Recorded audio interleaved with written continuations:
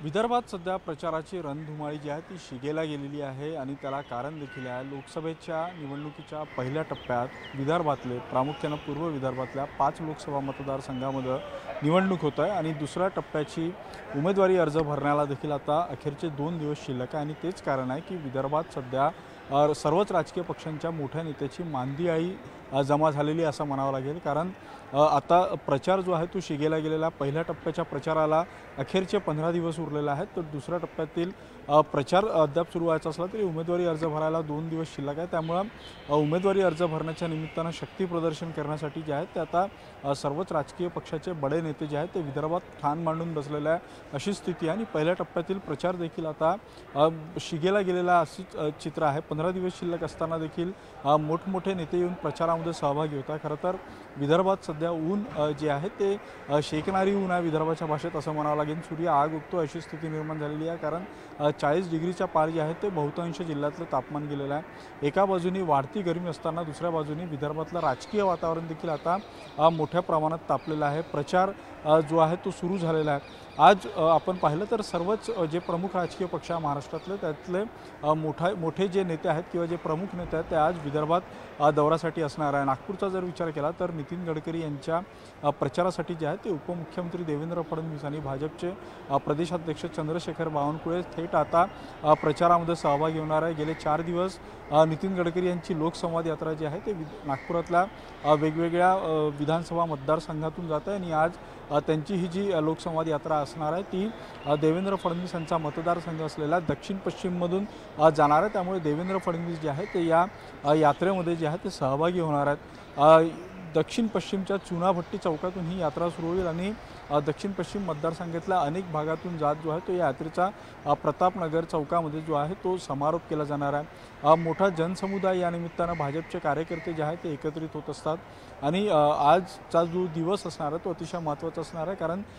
भाजपचे केंद्रातले वरिष्ठ नेते आणि नागपूरचे लोकसभेचे उमेदवार नितीन गडकरी, राज्याचे उपमुख्यमंत्री देवेंद्र फडणवीस आणि भाजपचे प्रदेशाध्यक्ष चंद्रशेखर बावनकुळे हे महत्त्वाचे नेते जे आहेत ते आज नागपूरमध्ये असणार आहे। त्यामुळे नागपूरसाठी आणि नागपूरच्या प्रचारासाठी हा महत्त्वाचा दिवस असणार आहे। दुसऱ्या बाजूनं शिवसेनेचे नेते आणि राज्याचे मंत्री उदय सामंत, मनीषा कायंदे आणि इतरही शिवसेनेचे मोठे नेते जे आहेत ते आज नागपुरात असणार आहे। ते नागपूरमध्ये नितीन गडकरींचा प्रचार करणार आहे। सोबतच रामटेकमधले शिवसेनेचे उमेदवार राजू पारवे यांच्या साठी जे आहे ते काटोलमध्ये सभा घेणार आहे आणि विदर्भातील ज्या इतर जागा आहेत तिथं देखील महायुतीचा प्रचार करणार आहे। त्यामुळे महायुतीमधले घटक पक्ष असलेल्या शिवसेनेचे मोठे नेते उदय सामंतसारखे नेते जे आहेत ते आता विदर्भात असणार आहे आणि ते पुढले 2 दिवस जे आहेत ते विदर्भात प्रचार करणार आहे। त्यानंतर उभाटा गटाचे आदित्य ठाकरे हे देखील विदर्भात असणार आहे। कारण आपण पाहिलं होतं की यवतमाळची जागा जी आहे ती महाविकास आघाडीमध्ये उभाटा गटाला आली होती आणि उभाटा गटाकडून तिथं संजय देशमुख यांना उमेदवारी दिलेली आहे। त्यांच्या प्रचारासाठी काही दिवस अगोदर उद्धव ठाकरे यांचे 2 दौरे झाले। आज ते आपला उमेदवारी अर्ज सादर करणार आहे आणि त्यांचा उमेदवारी अर्ज सादर करतेवेळी जे आहेत ते आदित्य ठाकरे त्यांच्या सोबत असणार आहे। शरदचंद्र पवार राष्ट्रवादी गटाचा विचार केला तर कालपासून शरदचंद्र पवार हे नागपूरमध्ये आलेले आहेत। ते आज वर्धेतले त्यांचे उमेदवार जे आहेत अमर काळे त्यांच्या उमेदवारी अर्ज सादर करताना जे आहे ते त्यांच्यासोबत असणार आहे। त्यामुळं पहिल्यांदा इतिहासामध्ये पहिल्यांदा काँग्रेस वर्धेची जागा न लढता राष्ट्रवादी लढणार आहे, शरद पवार गट लढणार आहे आणि या निमित्तानं शरद पवार गटाकडून एक चांगलं जोरदार शक्ती प्रदर्शन अमर काळेच्या निमित्तानं केलं जाणार आहे आणि या शक्ती प्रदर्शनासाठी स्वतः शरद पवार जे आहेत ते उपस्थित असणार आहे। कालच शरद पवार संध्याकाळी नागपूरमध्ये आले। काल नागपुरात आल्यानंतर त्यांनी नागपुरातल्या पदाधिकाऱ्यांच्या भेटीगाठी घेतल्या, महाविकास आघाडीच्या नेत्यांची बैठकी घेतल्या आणि नागपूरच्या जागेच्या बाबतीतलं प्रचाराची यंत्रणा असेल किंवा सगळं नियोजन असेल ते जाणून घेतलं। आज ते दिवसभर जे आहेत ते वर्धेमध्ये असणार आहे। सुरुवातीला अमर काळे यांचा उमेदवारी अर्ज सादर करतील आणि त्यानंतर वर्धा लोकसभा क्षेत्रातील महाविकास आघाडीच्या नेत्यांची जी आहे ती बैठक घेणार आहे आणि संध्याकाळी 5:30 वाजता नागपूरला शरद पवारांची जी आहे ती पत्रकार परिषद असणार आहे। त्यानंतर ते मुंबईला निघणार आहे। शरद पवार गटाचेच रोहित पवार देखील आज सोबत असणार आहे। ते आदित्य ठाकरे यांच्यासोबत सुरुवातीला जे आहे ते यवतमाळमध्ये जाणार आहे। संजय देशमुख यांचा उमेदवारी अर्ज भरण्यासाठी रोहित पवार सोबत असणार आहे आणि त्यानंतर ते देखील वर्धा असेल, यवतमाळ असेल अशा वेगवेगळ्या लोकसभा मतदारसंघामध्ये जाऊन तिथल्या महाविकास आघाडीच्या उमेदवारांच्या प्रचारामध्ये सहभागी होणार आहे। त्यानिमित्तानं जर आपण पाहिलं तर आता सर्वच पक्षाचे राजकीय मोठे नेते जे आहेत ते विदर्भात सक्रिय झालेले आहे। इथून पुढं जो प्रचार असणार आहे त्या प्रचारामध्ये सहभागी होणार आहे, कारण विदर्भातल्या पहिल्या टप्प्यातल्या 5 आणि नंतरच्या टप्प्यातल्या ज्या जागा आहेत त्या अतिशय महत्त्वाच्या असणार आहे। गेल्यावेळी आपण पाहिलं होतं की ज्या पहिल्या टप्प्यात 5 निवडणुका होत्या त्यातली एक जागा जी आहे ती चंद्रपूरची काँग्रेसकडे होती, ती मिळवण्याचं आव्हान जे आहे ते भाजपपुढं असणार आहे आणि ज्या इतर 4 जागा त्यांच्याकडे होत्या त्या टिकवण्याचं आव्हान भाजपपुढं असणार आहे। तर काँग्रेस आणि महाविकास आघाडीला जी आहे ती चंद्रपूरची जागा कायम राखताना इतर जागांवर कसा काय आपला प्रभाव टाकून त्या जागा आपल्याकडे खेचून घेता येईल या दृष्टीने जे आहे ते नियोजन करावं लागणार आहे आणि त्यासाठीच जे आहे ते पक्षाचे वरिष्ठ नेते आता विदर्भात असणार आहे। पुढचे 2 दिवस जे आहेत ही सगळी रणधुमाळी पाहायला मिळणार आहे। उद्या उपमुख्यमंत्री देवेंद्र फडणवीस हे वर्धेतले उमेदवार भाजपचे उमेदवार रामदास तळस यांच्या उमेदवारी अर्ज सादर करण्याला स्वतः जे आहे ते उपमुख्यमंत्री देवेंद्र फडणवीस आणि चंद्रशेखर बावनकुळे जे आहेत ते उपस्थित राहणार आहेत। त्यामुळे एकंदरीत आता विदर्भातला प्रचाराने वेग घेतलेला आहे। आता आपण ही थेट दृश्य पाहतोय, कारण आदित्य ठाकरे जे आहेत ते आता नागपूर विमानतळावर दाखल झालेले आहेत। ते नागपूर विमानतळावरून जे आहेत ते यवतमाळसाठी रवाना होतील आणि तिथले जे उबाठा गटाचे उमेदवार आहेत संजय देशमुख यांच्या प्रचारामध्ये जे आहेत ते सहभागी होणार आहेत आणि ते सहभागी झाल्यानंतर तिथल्या कार्यकर्त्यांशी देखील त्यांचा मेळावा असणार आहे।